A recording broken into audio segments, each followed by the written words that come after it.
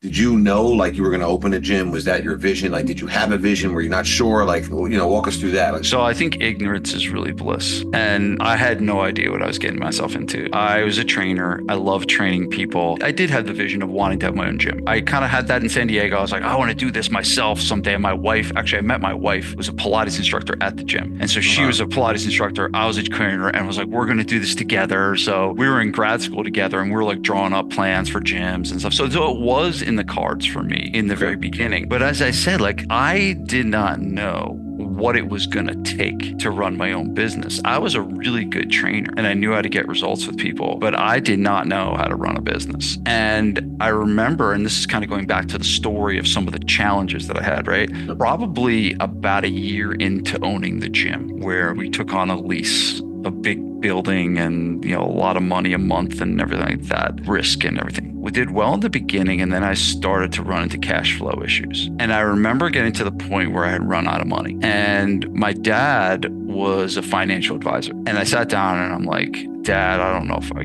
can do this. Like, I don't think this is for me. I think I should probably just come work for you. And this was like the nightmare conversation for me, right? To have to go and admit failure to your dad. Because I told him I was going to be a personal trainer. He kind of like patted me on the head and smiled. And it's like, oh, hopefully you learn some business skills. And basically everything he said probably pretty much happened, right? So I had no idea how to manage money. I had no idea how to price my services. I had no idea how to market. And I had no idea about paying taxes and all of this stuff. So I ran into this cash flow issue because I had to pay a big tax bill and I literally had no money. And so I go to my dad and I'm like ready to throw in the towel and quitting. And he basically said, you've proved that you can be a good coach and a good trainer. You just haven't proved that you know how to run a business yet. And so he wasn't ready to let me quit, but he was telling me that what I needed to do. He's like, you need to go out and you need to understand business and learn business.